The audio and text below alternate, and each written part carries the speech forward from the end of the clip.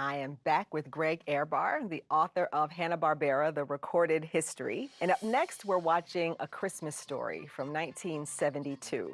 And as I understand it, this is a real kind of rarity in the catalog of Hanna-Barbera films. Could you talk about what makes this one unique? Well, first of all, it's not the Christmas Story with Darren McGavin and Melinda Dillon and Peter Billingsley. It's very different. It's a sweet little animated half hour that was made when Hanna-Barbera had become another company. And in this case, this is after Taft Broadcasting had purchased them in late 1966. And Taft's hands-off attitude was very respectful of the artists and the creatives there. Taft's only instance was, you can't spend as much money on these things as you used to. One of the reasons the early stuff was as over-the-moon cool as it was is because these were largely artists that didn't really always, I mean, they would run out of money in a project for sure, but everything they did was very expensive. That's not a bad situation to No. just go over budget. No, but Taft was a broadcasting company, and what Taft offered was, Bill and Joe, continue to do what you do, studio, run the way you want to run. We will keep an eye on the books a little bit, but what they also brought them was worldwide distribution, because syndication and distribution was the thing in the late 60s and into the early 70s. It's when Gilligan's Island was everywhere, you know, and people suddenly were shocked that a series that thought, oh, we're going to do this and no one will ever watch it again, is going to be forever run. Just live on and on and on. Yes. Yeah. And so they started doing that more, and this was the first year they had a syndicated series, also in 72, called Wait Till Your Father Gets Home, which it's being shown now, actually, and people are rediscovering it. This show falls into that category. The local stations would buy the rights to it from Taft or from World Vision, which was a part of Taft. And they were also made into 16mm films, along with another cartoon they did around this time called Silent Night, Holy Night, which was animated at their Australian studio, because they had, because of the huge amount of work, they had to start going outside. They didn't outsource at first as much as some did. It became a necessity, and that's a whole other discussion. What do you mean outsource? Outsource means that if the animation, because of the costs and because of the amount of people it takes to get the material done, it's done in other countries. But it's also a cost issue, because a show like the Jay Ward, Rocky and Bullwinkle shows, those were made in Mexico from day one, because it made the series less expensive, and that was General Mills financing it. But if the scripts were great, which they were, you could overlook the fact that it was kind of very basic animation. In the case of Australia, that was slowly starting to match what Hanna-Barbera was doing in Hollywood. I see. So, and Bill had spent months out there helping to train and start the studio. So that was Silent Night, Holy Night. This was, and Wait Till Your Father Gets Home was also sometimes made out there too. A Christmas Story was made largely by the studio. It was a very sweet, aimed at kids cartoon. And it was also during what they called the primetime fringe time. Now it's the Jeopardy Wheel of Fortune time. Those are the sort of survivors of that era. So original programming like this was created, and this was done for and I'm going to tell you after a little thing about, it was probably sponsored by local companies for the local station. And you'll notice a strange thing in this film that I'll explain later why that's there. Yes. But it's a simple story. If you've seen Cause for Alarm with Loretta Young, or the various sitcoms that did the same story where a letter gets mailed and it has to be retrieved at all costs, this is just the opposite.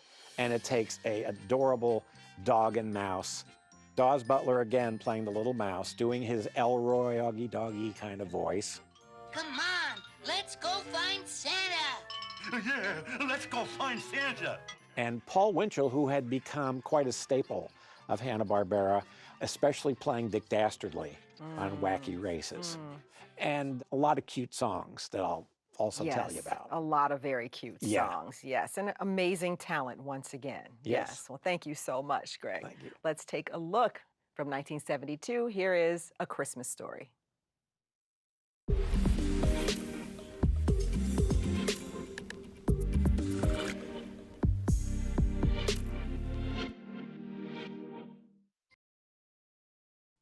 Back with me to discuss A Christmas Story is Greg Ehrbar, who is the author of Hanna-Barbera, The Recorded History. Now, this really charming story was written by a couple of guys who we know their work quite well because they created Scooby-Doo. Could you talk about Ken Spears and Joe Ruby? Joe Ruby and Ken Spears were both editors in the early days, late 50s, early 60s. And the editor was an artist because the editor was pretty much putting the show together as they willed. Ruby and Spears had risen to the story department, and Joe Barbera pretty much ran that. He was more of the creative, and the production was Bill. And so he nurtured them and gave them opportunities to do more and more things. And so they wrote Flintstones, they developed a lot of series. Scooby was, I think, their baby, but it was also Joe, who loved to throw a dog in anything, and Fred Silverman. The Scooby-Doo pilot and the whole process was a very big deal because Fred Silverman was involved. In fact, Fred's name on Scooby-Doo is named after Fred Silverman. Wow. So Ruby and Spears, they worked for a very long time learning the process and learning the story process. And eventually were given a lot of credit for that, to the point where they had gained so much of Fred Silverman's respect and other leads of networks and sponsors that they started getting created by credits on things like Dynamite, and then later they did Croft things that they got credit on. They went to work for ABC. They were very, very prolific and eventually created their own company, Ruby Spears, starting with Fangface in 1977. They used a lot of the artists and voices that Hanna-Barbera used.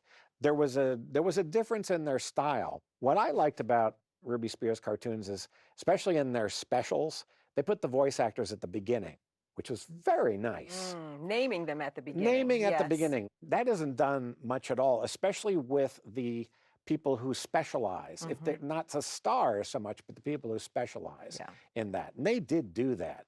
It was apparently a wonderful place to work. And a lot of the people there was like early Hanna-Barbera again. But what ended up happening was Taft bought them. So suddenly you had Hanna-Barbera, you had Ruby Spears, two sister companies that were not together, but worked for the same corporation. So that's kind of what's cool about this, is that these careers advanced and then had impact on things. And then they did their own shows that people remember and love. Thundar the Barbarian's that's a good show. You mentioned before we watched A Christmas Story that there was something really unique about the way that it was, with its kind of local feeling to it, local exhibition. Maybe you could say more about that. Yeah, I think this is probably the only explanation it can have. If you watch this or the Thanksgiving That Almost Wasn't, which was the same year, it begins during the theme with a almost inexplicable star field that runs for about 60 seconds. And I can't think of any other reason for that to be there, except that I don't see Elizabeth Montgomery, with the credits for Bewitched, which Hanna-Barbera also did with the star field.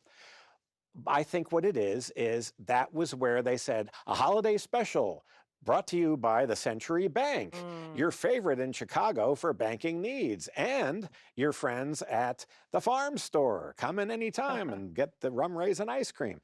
And they left it in there. And, I've watched this over the years with many, many people, and a lot of times I'm hearing, Greg, what is that? Greg, what is that? I don't think there's any other reason for it to be there, and I love the fact that it is, and it wasn't taken out. It is purely this functional thing that sits there, and why mess with the music soundtrack? That's right. Leave the music alone, and we can fill it in with our imaginations. Right. Yes, yes, yes. Thank you so much, Greg. It's been a pleasure to have you here tonight. And I'm so glad to have been here. I really am. And we'll look forward to more of your commentary on Hanna-Barbera next week. Thank you. We have more Hanna-Barbera coming up right after this. Next on TCM, Anchors Away, then Dangerous When Wet, and later Invitation to the Dance. Cartoons cut a rug on TCM tonight.